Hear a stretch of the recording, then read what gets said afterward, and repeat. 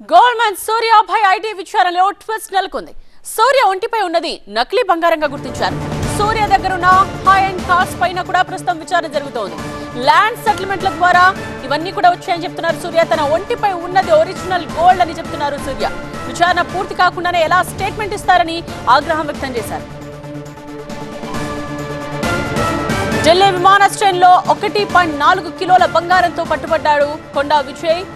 ఆ కేసును ప్రస్తుతం విచారిస్తున్నారు. అయితే అధికారులకు సూర్యాభాయ్ గురించి సమాచారం అందింది. లోపు ఐటీ విచారణకు హాజరయ్యారు సూర్యాభాయ్. సుమారు 1 కోటి విలువైన 12 రకాల ఆభరణాలు ధరించి వచ్చారు. ఈ క్రమంలోనే అధికారుల ప్రశ్నలకు పొంతనలేని సమాధానాలు చెప్పారు. దీంతో అనుమానం వచ్చిన అధికారులు ఆభరణాలను పరీక్షించగా ఆ నగలు కేవలం 3 లక్షల విలువైనవిగా రాగి వెండిపై గోల్డ్ కోటింగ్ చేశారని తేల్చారు. ఇలాంటివి దాదాపు 32 సెట్లను ఆయన వాడుతున్నట్టుగా గుర్తించారు. తన పేరు మీద కానీ భార్య పేరు మీద కానీ స్థిరాస్తులు లేవని, నెలకు 20,000 అద్దె ఇంట్లో నివసిస్తున్నారని అధికారులు ధృవీకరించారు. అయితే నకిలీ గోల్డ్ అంటూ వస్తున్న వార్తలను ఖండించారు సూర్య. అధికారులు ఏం తేల్చారో తనకు తెలియదని చెప్తున్నారు. కానీ తన ఒంటిపై ఉన్నదంతా ఒరిజినల్ బంగారం అంటున్నారు. తనను కావాలనే కొందరు టార్గెట్ చేశారన్నారు సూర్య.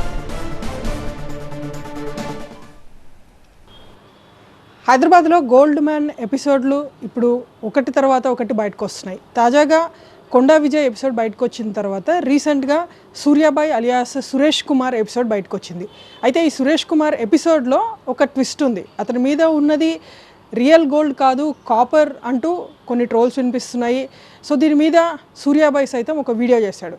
అసలు నిజంగానే సూర్యాబాయ్ ఒంటి మీద ఉన్నది నిజమైన గోల్డ్ కాదా, అవునా? ఆయన మాటలను తెలుసుకుందాం. మనతో మాట్లాడేందుకు సూర్యాబాయ్ ఉన్నారు. హాయ్ అండి. నమస్తే.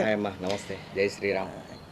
అంటే రీసెంట్ టైమ్స్లో నిన్నటి నుండి కూడా మీరు చూస్తున్నారు చాలా చోట్ల మీ ఒంటి మీద ఉన్నది రియల్ గోల్డ్ కాదు, కేవలం 3 lakhs విలువ చేసేటువంటి వర్త్ ఉన్న ఆర్నమెంట్స్ అని చెప్పేసి ఒక ఆరోపణ వినిపిస్తుంది. దీనికి ఏం చెప్తారు మేడం?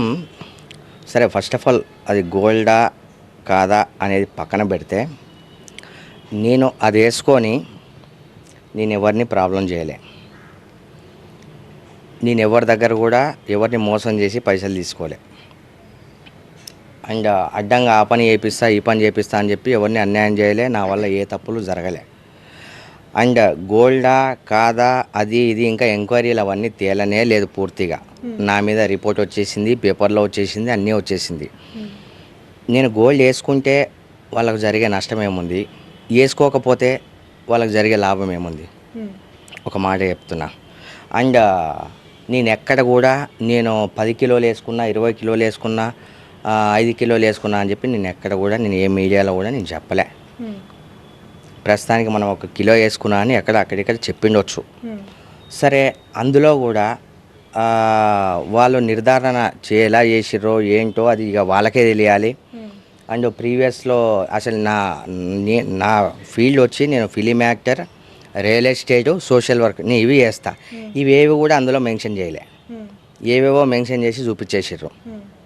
అండ్ ఫేక్ గోల్డ్ వేసుకోవాల్సిన కర్మ నాకేం పట్టలేదు.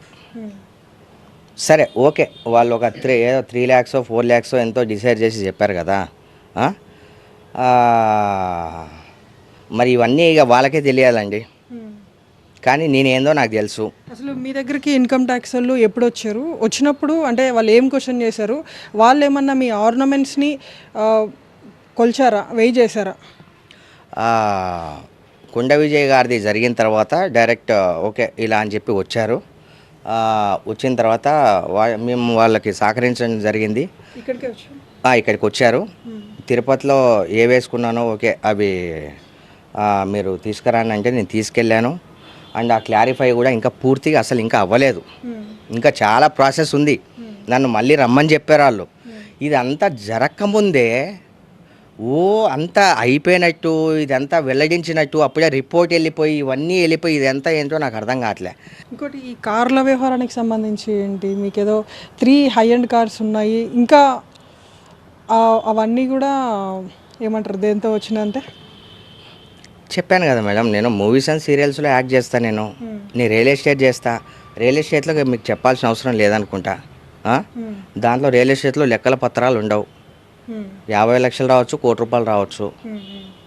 అండ్ ఒకటి మాత్రం వాస్తవంగా చెప్తున్నా, ప్రాబ్లం ఏం లేదు.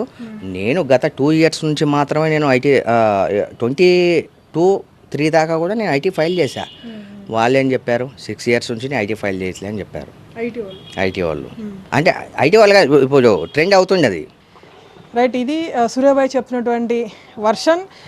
కావాలని కొంతమంది కుట్ర చేసి తనను ఇందులో లాగేటువంటి ప్రయత్నం చేశారు, అసత్య ఆరోపణలు ప్రచారం చేస్తున్నారు అనేటువంటిది ఆయన చెప్తున్నటువంటి వర్షన్. ఇంకా ఐటీ అధికారుల పూర్తి విచారణ కంక్లూడ్ కాలేదు. ఒకవేళ కంక్లూడ్ అయితే మళ్ళీ విచారణకు రమ్మని ఎందుకు చెప్తారంటే కూడా ఆయన చెప్తున్నారు. విడుదల సురేష్తో హైదరాబాద్ నుండి ప్రణీత, TV9.